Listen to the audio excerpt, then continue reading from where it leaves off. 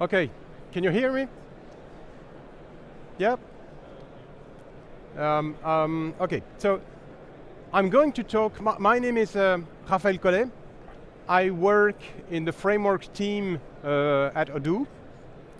I've been working at Odoo for a bit more than 12 years now.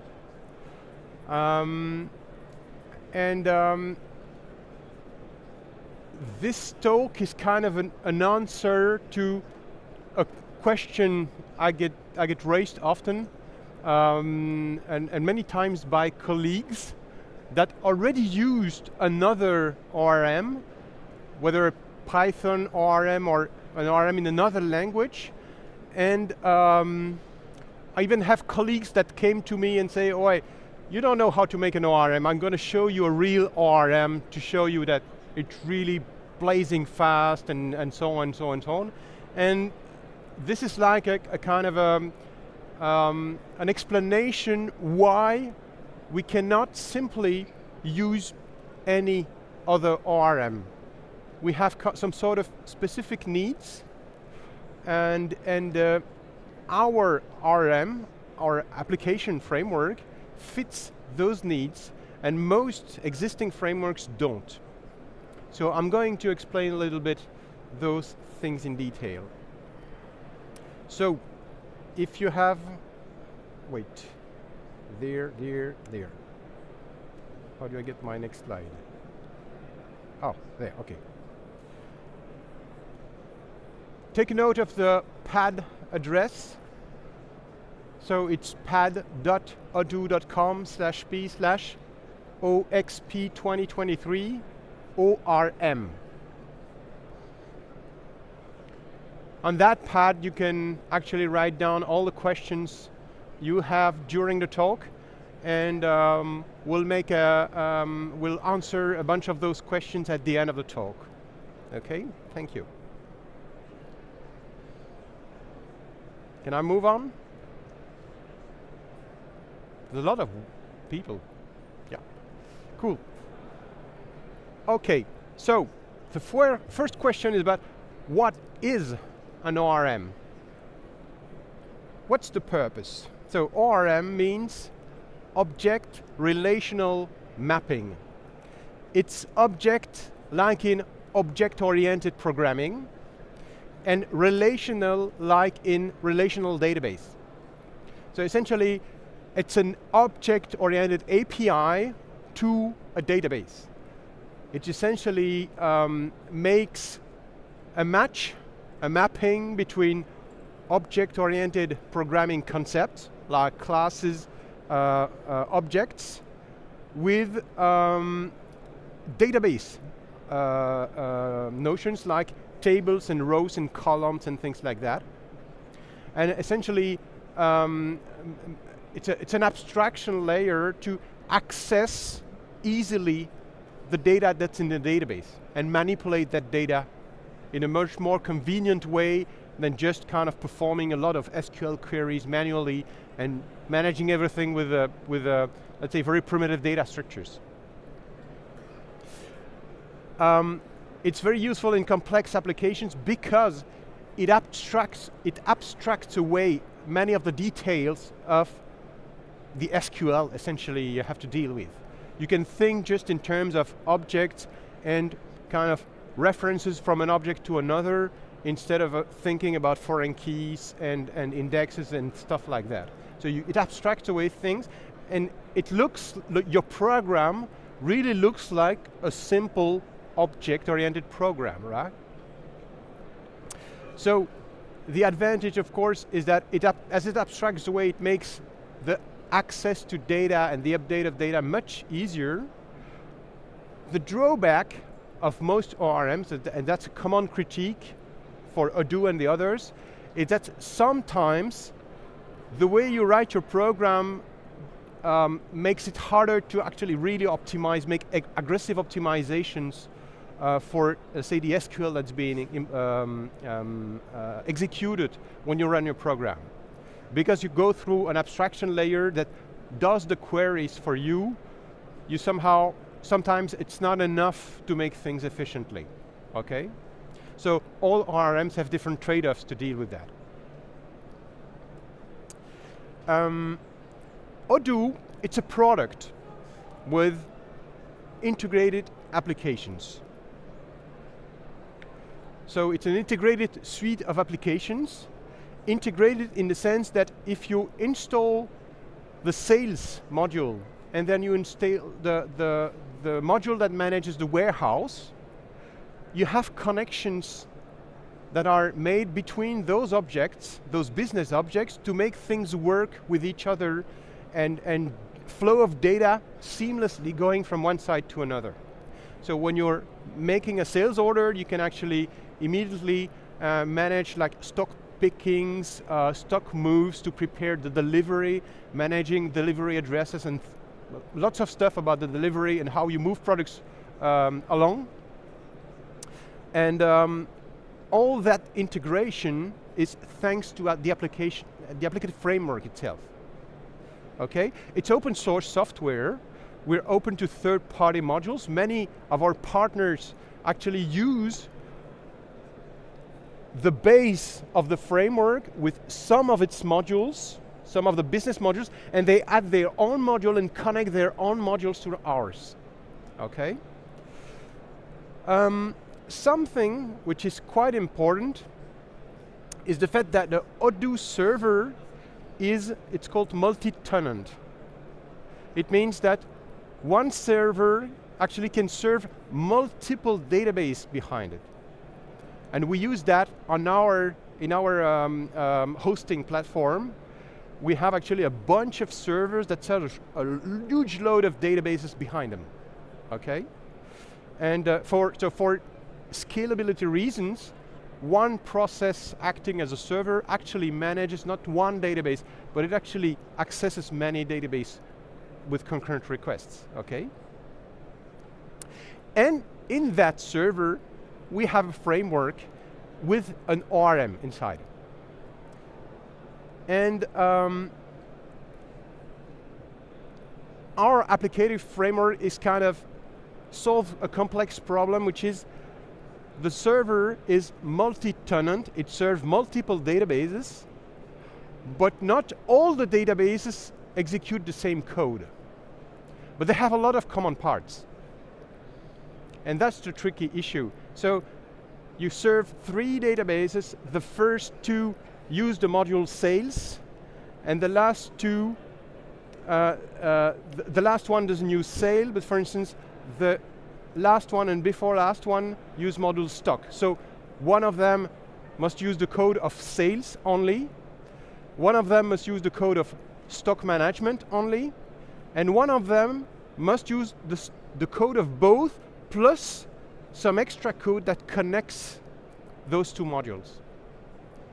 And you have to run that in the same server. So depending on which database you target a request to, it has to go through different paths of code. And that's what the applicative framework of Odoo solves. That's the problem that we solve here, okay? So, said with other words, the server serves multiple databases, and each database, each instance, has typically a subset of modules that are available, which are actually running for that database. Okay, and to achieve that, the focus is to manage some sort of modularity. So what's the modularity about? It's about, okay, if I'm managing sales orders, and I have to connect sales orders to stock moves, stock pickings, and things like that, it means, at some point I have to extend the sales order in order to enable it to manage extra connection data between sales orders and stock objects. And therefore, you have to take a data model, extend it, add it some features, add it some code that would somehow plug in the existing code and manage the connection between the 2. And doing that, we have model extensions. You can extend UI. Views are about the UI logic. You have computed fields, which is a form actually of extension. And you also have like things like custom models and fields. So you can even have customization that's not actually code, but actually it's part of the data itself. And you can define a data model, but that's not somehow backed by explicit code. And all those things are actually special cases of dependency injections. A model extension basically looks like this.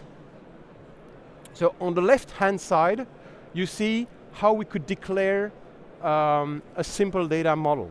So you define it's a Python, so it's a class. You define fields. They look like class attributes. Actually, they will behave like object attributes on the instances of that class. And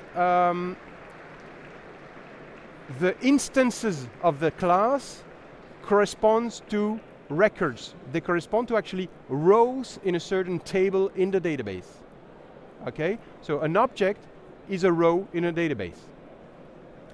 And on those objects, you can perform some business action, which means some explicit business like validate a custom, an invoice, let's say, send the invoice by email, do things like that, various things like that.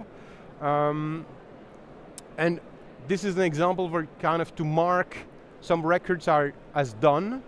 Self, in this case, it's a collection of records. So you can perform this action not on just one record, but actually a whole collection of records. So you could, for instance, in the UI, select a bunch of records and say, apply this action on them. And this code is going to be run. And on the right-hand side, you have a way to extend this data model by adding an extra field. This will correspond to adding an extra column in the database. It means that from one database or another, the one that has the right-hand side model will have an extra column compared to the one that doesn't have the extra model, the extension model.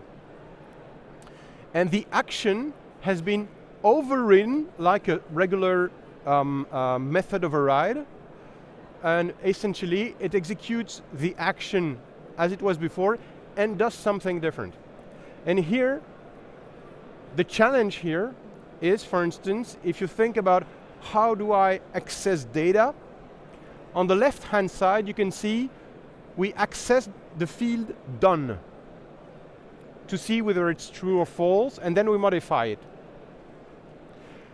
And the right-hand side, we will also access the field done because we can actually call the super method, but we will also access the field name. And the challenge here is that the person, the developer who writes the left-hand side cannot foresee that an override of his method or her method will actually need more data than what he might have foreseen. And that's why, for instance, in this code, you don't see explicit code to say, oh, first load the field done on the records itself. It's not explicit. It's implicit, and actually the framework, so the code running in the base class of all those models, will figure out what's following, according to some heuristics, how to fetch data to make the second case work somehow as fast as the left-hand side. Okay? So by extending the model, somehow the code of action needs more stuff.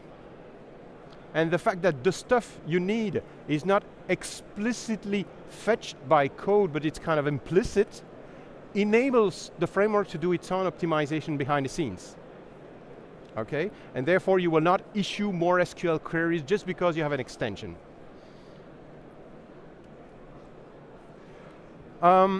So the advantage of that modularity is that we can have a module that implements sales management, a module that implements warehouse management, and we have actually an extra module will extend models on both sides to implement some connection between them.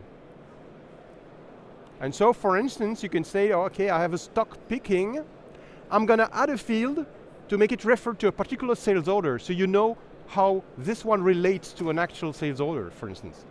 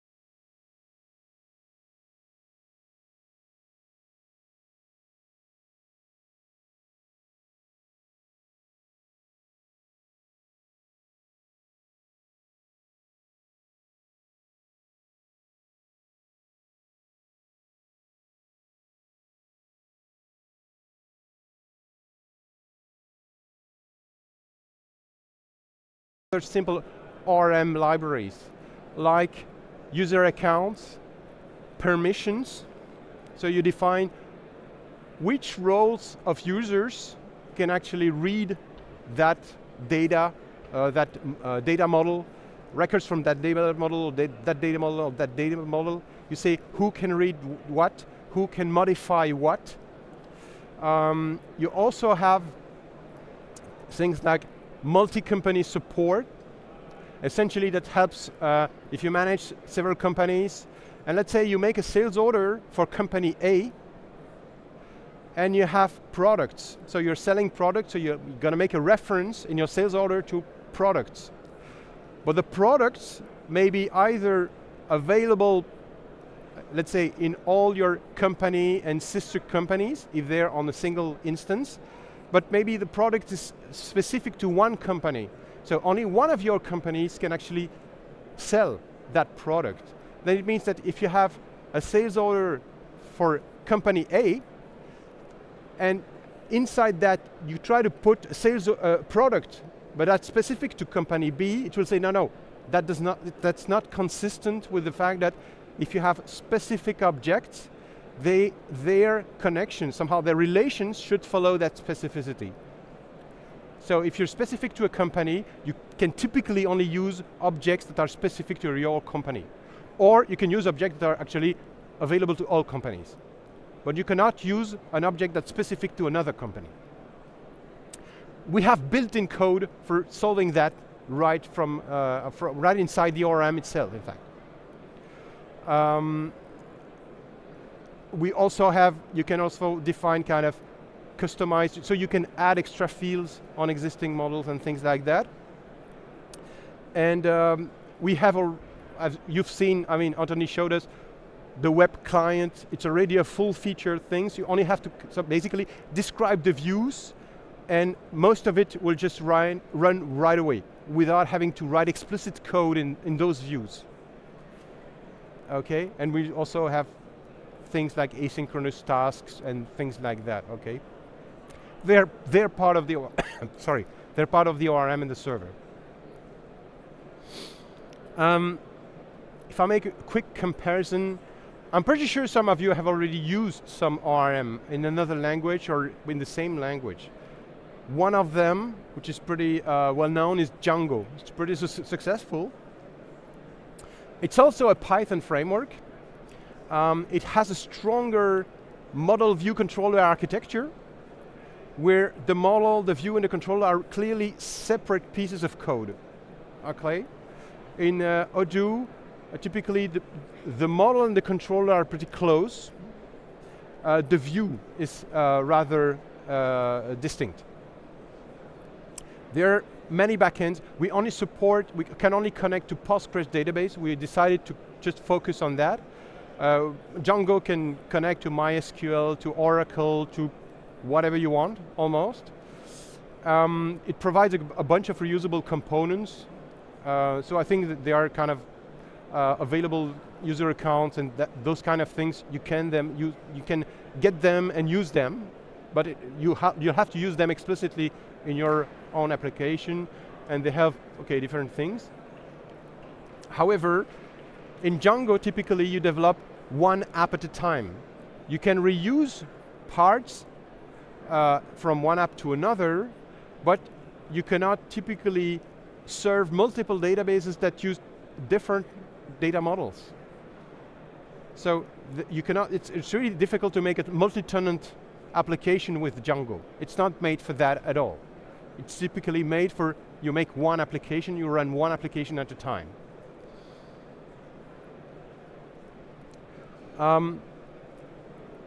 Rails, Ruby on Rails, that's the classical Ruby framework. It has a very strong dependency injection, so model extensions, it's a breeze with Ruby. It's really excellent for making modular things, but it will not at the same time be multi-tenant like we do, okay? Here, just a quick thing. Typically, in an ORM, when you write this, it will update one column on one row in the database. In Odoo, it's going to do plenty of other things like check user permissions. Can the current user executing that code, or kind of triggering that code, actually modify that record?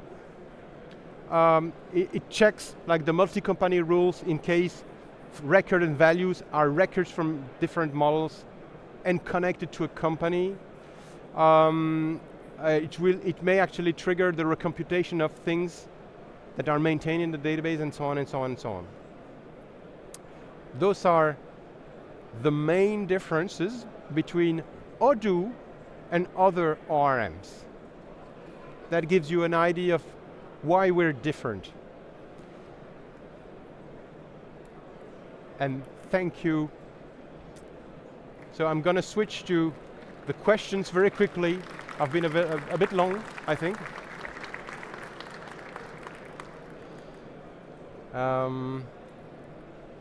Not this one, this.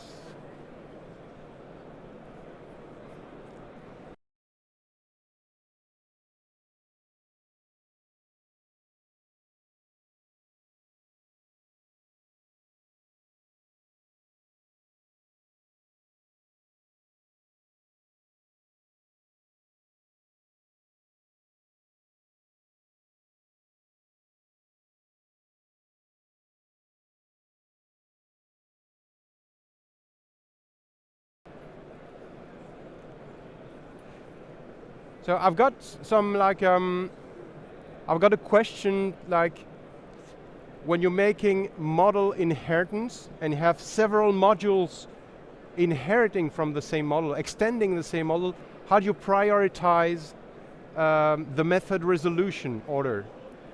And the answer is, this is based essentially on the module loading order, which follows module dependencies. So typically, if you have a module that extends another module, in the manifest of that module, you say, okay, I depend on the other module. The other module must be loaded first, so I can extend its class. And so, the order is actually mainly resolved by those dependencies, the module dependencies. And so therefore, if you call a method that's available in the first module and overridden in a module that extends it, of course the method resolution order will be, you'll first get through the extension, and then you go up to the base model you're overriding, okay? And for modules that don't have a specific loading order, actually there's a kind of a tie break, a kind of an arbitrary order between them. And actually the method resolution order will just follow that order as well. So it's predictable.